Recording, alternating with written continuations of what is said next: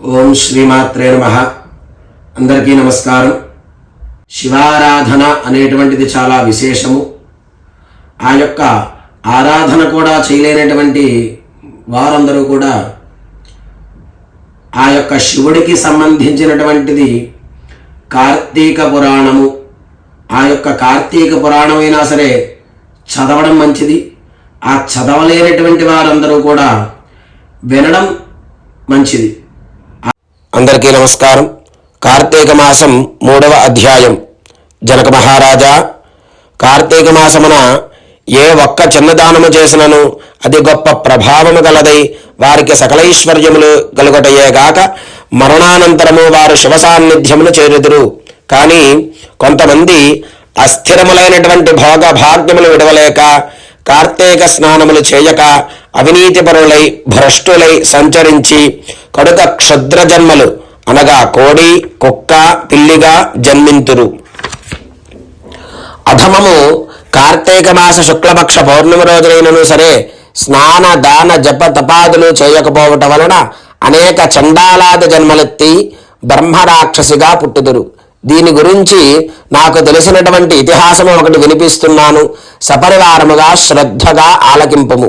ఈ భారత ఖండమండలలో దక్షిణ ప్రాంతమున ఒకానొక గ్రామములో మహావిద్వాంసుడు తపశాలి సత్యవాక్య పరిపాలకుడు అనుగు తత్వనిష్ఠుడు అనేటువంటి బ్రాహ్మణుడు ఒకడున్నారు. ఆ బ్రాహ్మణుడు తీర్థయాత్ర సక్తుడై అఖండ గోదావరి తీరానికి బయలుదేరినాడు. ఆ తీర్థయాత్ర సమీపమున ఒక మహావట వృక్షముపై భయంకరమైనటువంటి ముఖములతోనూ దీర్ఘ కేశములతోనూ బలిష్టమైనటువంటి కోరలతోనూ నల్లని బాణపొట్టతోనూ చూచువారికి అతి భయంకర రూపములో 3 బ్రహ్మరాక్షసులు నివసిస్తూ ఉండేవారట. ఆ దారినబోగు బాటసారులందరినీ కూడా బెదిరించి వారిని భక్షించుచు ఆ ప్రాంతమంతయు కూడా భయంకపితమై చేస్తూ ఉన్నారట. తీర్థయాత్రకై బయలుదేరి వెళ్ళినటువంటి అఖండ గోదావరి పుణ్యక్షేత్రములకు పితృదేవతలకు పిండ ప్రదానము చేయుటకు వచ్చినటువంటి ఆ యొక్క విప్రులను చూచి ఆ బ్రహ్మరాక్షసులు 3 కూడా ఆ విప్రుడి వద్దకు వచ్చి ఉన్నారట. ఆ సమయమున ఆ బ్రాహ్మణోత్తముడు భయముతో నారాయణ స్తుతిని పఠిస్తూ ఉన్నారు. ప్రభో, ఆర్తత్రాణ పరాయణ, అనాథనాథ రక్షక, ఆపదలో ఉన్నటువంటి గజేంద్రుణ్ణి, నిండు సభలో అవమాన పాలవుతున్నటువంటి మహాసాధ్వి ద్రౌపదిని, బాలుడు ప్రహ్లాదుని రక్షించినటువంటి విధముగానే ఆ పిశాచి బారి నుండి నన్ను రక్షింపవయ్యా తండ్రి అని వేడుకున్నాడట. ఆ ప్రార్థనలు విన్నటువంటి బ్రహ్మరాక్షసులకు జ్ఞానోదయం కలిగి, మహానుభావ, మీ నోటి నుండి వచ్చినటువంటి శ్రీవన్నారాయణ స్తుతిని విని మాకు జ్ఞానోదయం పొందినాము, మమ్ము రక్షింపమని ప్రాధేయపడినారట. వారి మాటలకు విప్రుడు ధైర్యం తెచ్చుకుని, ఓయి, మీరెవరు, ఎందు నిమిత్తమై రాక్షస రూపములో ఉన్నారు, మీ వృత్తాంతము తెలపండి అని పలుకగా వారు ఈ విధముగా తెలుపుతూ ఉన్నారట బ్రాహ్మణోత్తముడికి. ఓ విప్రపుంగవా, మీరు పూజ్యులు, ధర్మాత్ములు, వ్రత నిష్ఠాపరులు. మీ దర్శన భాగ్యం వలన మాకు పూర్వజన్మలో జరిగినటువంటి వృత్తాంతమంతయు కూడా జ్ఞానోదయం కలిగినదయ్యా. ఇక నుండి మీకు మా వలన ఏ ఆపద కలగదు అని తెలుపుతూ ఉన్నారట బ్రహ్మరాక్షసులు 3 కూడా. అందుకో బ్రహ్మరాక్షసుడు తన యొక్క వృత్తాంతమును ఏ విధముగా తెలుపుతూ ఉన్నాడట. నాది ద్రావిడ దేశము, నేను బ్రాహ్మణుడని, నేను మహాపండితుడని అనేటువంటి గర్వము గలవాడై ఉండేటువంటి వాడిని. న్యాయాన్యాయ విచక్షణలు లేక పశువుల వలె ప్రవర్తిస్తూ ఉన్నాను.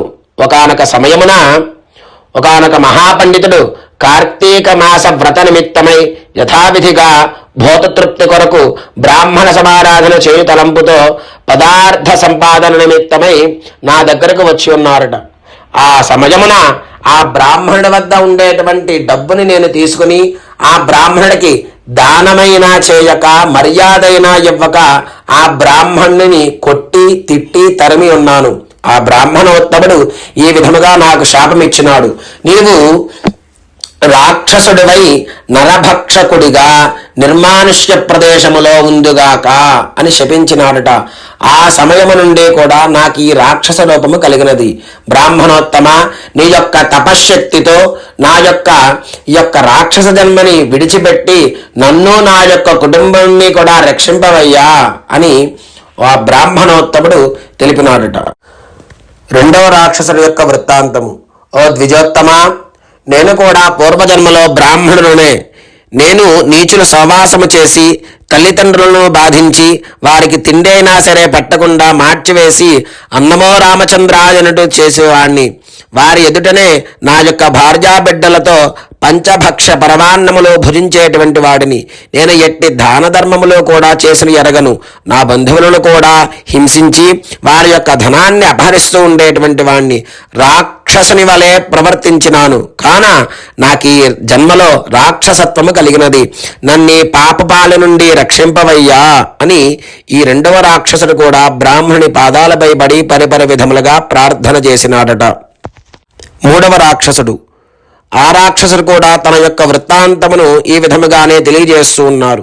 మహాశయ, నేను కూడా ఒక సంపన్నమైనటువంటి కుటుంబంలో పుట్టినటువంటి బ్రాహ్మణుడిని. నేను విష్ణువాలయంలో అర్చకునిగా ఉండేటువంటి వాడిని. కనీసము స్నానమైనా చేయక కట్టుబట్టలతో దేవాలయంలో తిరుగుతూ ఉండేటువంటి వాడిని. భగవంతునికి ధూప దీప నైవేద్యములు సమర్పించక భక్తులు తెచ్చినటువంటి సంభారములను పోగు చేసుకుని అందచేయుచు మధ్యమాంసములను సేవించుచు పాపకార్యములు చేసినందున నా యొక్క మరణానంతరము ఈ యొక్క రూపాన్ని ధరించితిని. కావున నన్ను కూడా పాప విముక్తుణ్ణి కావింపవయ్యా అని ప్రార్థన చేసినారట. ఓ జనక మహారాజా, తపోనిష్ఠుడకు ఆ విప్రుడు పిశాచములను దీనాలాపమున ఆలకించి, ఓ బ్రహ్మరాక్షసులారా, భయపడకండి.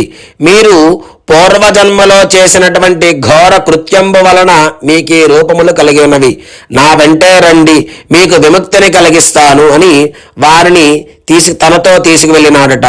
ఆ ముగ్గురిని వారి యొక్క విముక్తిని సంకల్పము చెప్పుకొని తానే స్వయముగా గోదావరిలో స్నానమాచరించి స్నాన పుణ్య ఫలమును ఆ ముగ్గురు బ్రహ్మరాక్షసులకి ధారపోసినారట. వారి యొక్క రాక్షస రూపములు పోయి దివ్య రూపములు ధరించి వైకుంఠమును పొందినారు. కార్తీక మాసములో గోదావరి స్నానమాచరించినచో హరిహరాదులు సంతృప్తి పొంది వారికి సకలైశ్వర్యములు ప్రసాదింతురు. అందువలన ఎంతో ప్రయత్నించినా సరే కార్తీక స్నానాన్ని ఆచరించాలి. ఇది తృతీయోధ్యాయ సమాప్తః.